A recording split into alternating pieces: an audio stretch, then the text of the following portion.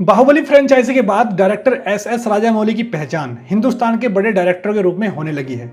और हो भी क्यों ना, बाहुबली में हम सब देख चुके हैं कि वो कितने बड़े डायरेक्टर हैं। बहरहाल बाहुबली फ्रेंचाइजी के बाद सबसे ज़्यादा भाषाओं में रिलीज होने वाली उनकी तीसरी धमाकेदार फिल्म RRR रिलीज हो चुकी है। इस फिल्म ने भी बाहुबली की तरह बहुत सारे पुराने रिकॉर्ड्स तोड़े हैं और नए रिकॉर्ड्स बनाए हैं।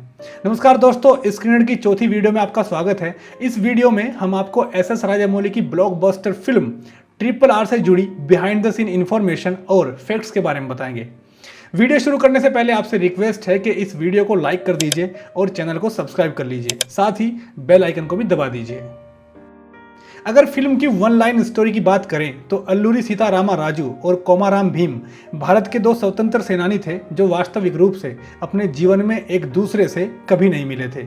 यह फिल्म पूरी तरह से काल्पनिक है और इस विचार पर आधारित है कि अगर अल्लूरी सीतारामा राजू और कोमाराम भीम आपस में कभी मिलते तो ऐसा होता जैसा कि हमको फिल्म में दिखाया गया है।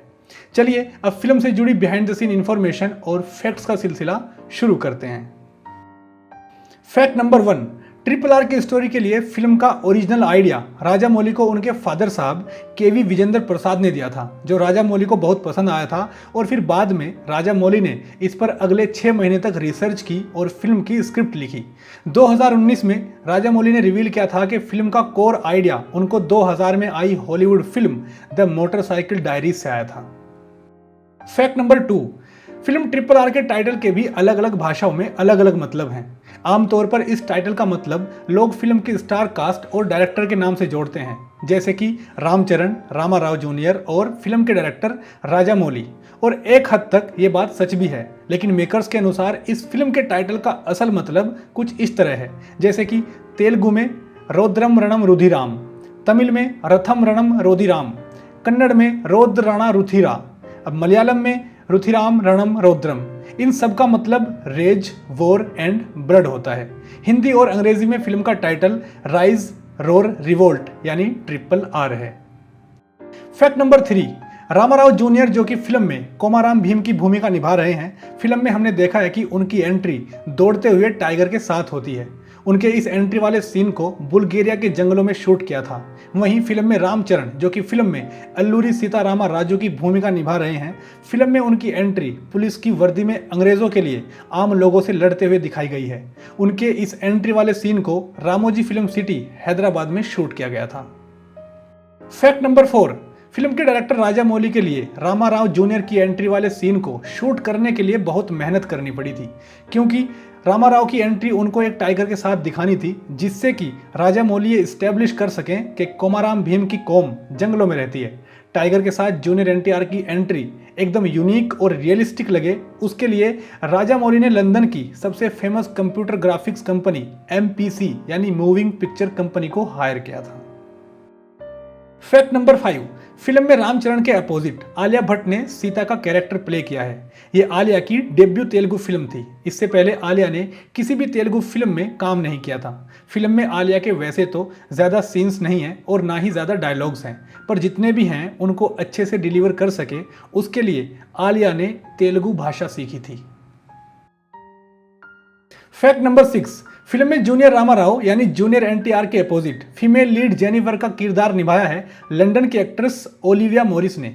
ओलिविया से पहले इस कैरेक्टर के लिए लंदन की ही रहने वाली डेजी एडगर जोन्स को कास्ट किया गया था, लेकिन फैमिली इश्यूज की वजह से उन्होंने इस कैरेक्टर को करने से मना कर दिया था। फिर उनकी जगह इंग्लिश एक्ट्रेस ब्रिटनी एशवर्थ का हैदराबाद में स्क्रीन टेस्ट किया गया था, लेकिन वो कैरेक्टर के लिए फिट नहीं थी और बाद में ओलिविया मॉरिस को इस किरदार के लिए कास्ट किया गया था। फैक्ट नंबर 7, फिल्म में आलिया भट्ट के अलावा बॉलीवुड एक्टर अजय देवगन ने भी एक छोटा सा पर बहुत इंपॉर्टेंट रोल प्ले किया है। अजय देवगन ने इस फिल्म में रामचरण यानी अल्लूरी सीतारामा राजू के बाबा वेंकटा रामा राजू का किरदार प्ले किया है। आपको बता दें कि अजय देवगन की भी RRR पहली तेलुगु फिल्म थी। इससे पहले उन्होंने भी किसी तेलुगु फिल्म में काम नहीं किया था। फैक्ट नंबर 8, आयरिश अभिनेत्री और मॉडल एलिसन डूडी ने RRR में लेडी स्कॉट कैथरीन बुकस्टोन की भूमिका निभाई है। एलिसन डूडी ने इससे पहले Indiana Jones and the Last Crusade, the Rising Hawk, division 19 और ट्रैफिक जैसी हॉलीवुड की कई बड़ी फिल्मों में काम किया है और RRR उनकी पहली यानी डेब्यू तेलुगु फिल्म थी। फैक्ट नंबर 9, फिल्म में मेन विलन यानी स्कॉट बुक्सटन का कैरेक्टर प्ले किया है आयरलैंड के एक्टर जॉर्ज रेमंड स्टीवेंसन ने। स्टीवेंसन की भी RRR पहली इंडियन तेलुगु फिल्म थी। इससे पहले उन्होंने king Arthur, Thor the dark world and Thor Ragnarok जैसी हॉलीवुड की कई बड़ी फिल्मों में जबरदस्त काम किया है। फैक्ट नंबर 10, एक इंटरव्यू में जूनियर NTR ने बताया था कि फिल्म में कोमाराम भीम का कैरेक्टर प्ले करने के लिए उन्होंने बहुत रिसर्च की थी। साथ ही अपनी बॉडी को प्रॉपर शेप देने के लिए उन्होंने एक 18 महीने का ट्रेनिंग प्रोग्राम भी किया था। फैक्ट नंबर 11, RRR भारत की पहली ऐसी फिल्मों में से एक है जिसे एरी एलेक्सा LF और एरी के सिग्नेचर प्राइम लेंस पर शूट किया गया है। आपको बता दें कि एरी एलेक्सा LF एरी के बेस्ट कैमरों में से एक है और ये कैमरा 4.5K तक की फुटेज को शूट करता है और इसकी कीमत लगभग इतनी है। वहीं पर अगर एरी के सिग्नेचर प्राइम लेंस की बात करें तो ये लेंस वार्म, स्मूथ स्किन और डीप फोकस के साथ फुटेज में एक बुके वाला फील डाल देता है। फैक्ट नंबर 12, हम सब जानते हैं कि इतने बड़े लेवल की फिल्म बनाने के लिए एक बहुत ही अच्छी टीम की जरूरत होती है। RRR की शूटिंग के समय सेट पर सभी डिपार्टमेंट्स के मिलाकर 3000 से भी ज़्यादा लोग क्रू मेंबर के रूप में काम कर रहे थे और फिल्म के डायरेक्टर राजामौली के अलावा इस फिल्म में राजामौली को हेल्प करने के लिए 9 को डायरेक्टर भी काम कर रहे थे। फैक्ट नंबर 13, फिल्म में हमने देखा है कि कितना ज़बरदस्त एक्शन है। सभी एक्शन सीन को बहुत ही यूनिक और बड़े लेवल पर दिखाया गया है। इन सभी एक्शन सीन को शूट करने के लिए 75 दिन से भी ज़्यादा का समय लगा था और इनको इतना एडवांस और यूनिक बनाने के लिए 2500 से भी ज़्यादा स्टंट्समैन को लंदन से बुलाया गया था और 50 सुपर स्टंट्समैन को दुनिया के अलग अलग देशों से बुलाया गया था। फैक्ट नंबर 14, राजामौली की RRR के वैसे तो सभी गाने दमदार और फिल्म के इमोशन से जुड़े हैं, लेकिन नाटो नाटो सॉन्ग जो कि अपने यूनिक डांस स्टेप्स की वजह से फिल्म का सबसे ज़्यादा हिट और वायरल सॉन्ग था। आपको बता दें कि उस गाने को यूक्रेन की रियल लोकेशन प्रेसिडेंट पैलेस पर शूट किया गया था। फैक्ट नंबर 15, रामाराव जूनियर और रामचरण ने अपने अपने कैरेक्टर्स की तेलुगु और हिंदी डबिंग खुद से की है। फिल्म के लीड एक्टर रामाराव जूनियर और रामचरण ने फिल्म के लिए अपने अपने डायलॉग्स की डबिंग अपने घरों से की थी। ऐसा करने वाले वो पहले एक्टर्स बन गए हैं। साथ ही इन दोनों एक्टर्स ने पहली बार तमिल भाषा में खुद की फिल्मों को खुद से डब किया है। फैक्ट नंबर 16, शुरुआत में RRR के मेकर्स ने फिल्म का बजट 300 करोड़ रुपए एस्टिमेट किया था, लेकिन फिल्म का फाइनल बजट 500 करोड़ रुपए तक चला गया। वो इसलिए क्योंकि कोविड की वजह से फिल्म की शूटिंग को कई बार डिले करना पड़ा था, लेकिन मेकर्स जानते थे कि वो इस बजट को निकाल लेंगे, इसलिए बढ़ता हुआ बजट मेकर्स के लिए इतनी बड़ी समस्या नहीं थी। Fact number 17, box office India की रिपोर्ट्स के मुताबिक RRR ने 800 करोड़ रुपए से ज्यादा का प्री रिलीज बिजनेस किया था, यानी रिलीज से पहले फिल्म 800 करोड़ रुपए से भी ज्यादा की कमाई कर चुकी थी। इस 800 करोड़ रुपए की कमाई में से 200 करोड़ रुपए तो अकेले तेलुगु राज्यों से की गई थी। प्री रिलीज पर इतना बिजनेस करने के मामले में RRR हिंदुस्तान की पहली फिल्म बन गई है। फैक्ट नंबर 18, हम सब जानते हैं कि राजामौली की सभी फिल्में बहुत बड़े लेवल पर बनती हैं। बड़ी स्टार कास्ट होती है, बहुत बड़े लेवल पर शूट होता है, फिर बड़े बड़े ट्रेलर रिलीज इवेंट्स होते हैं और उतने ही बड़े लेवल पर फिल्म का प्रमोशन होता है।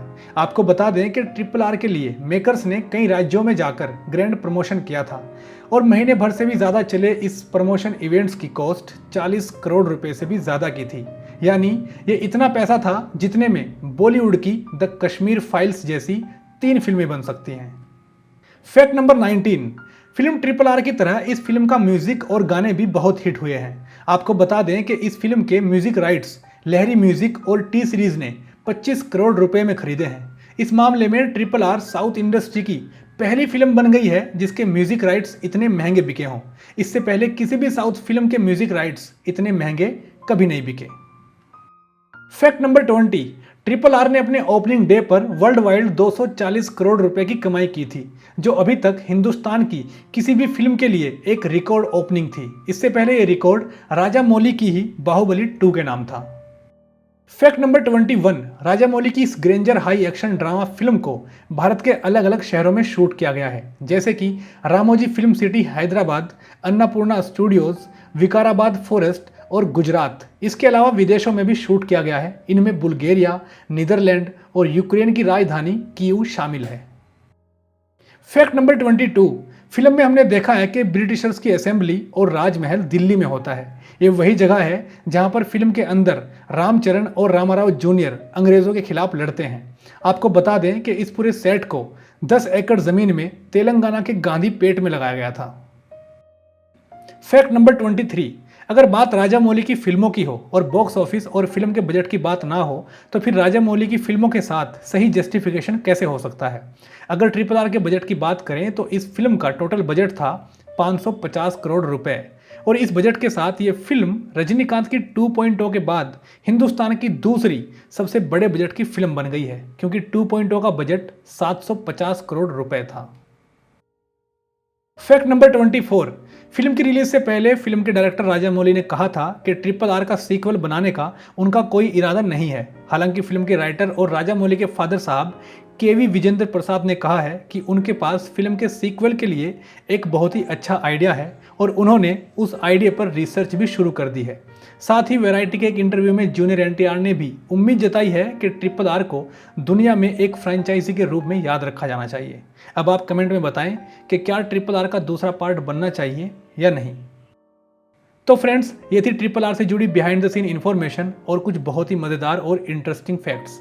उम्मीद करते हैं आपको मज़ा आया होगा और आपने इन्जॉय किया होगा। इस तरह के और मज़ेदार वीडियो के लिए हमारे चैनल स्क्रीन नीड को सब्सक्राइब कर लीजिए, इस वीडियो को लाइक और शेयर कर दीजिए और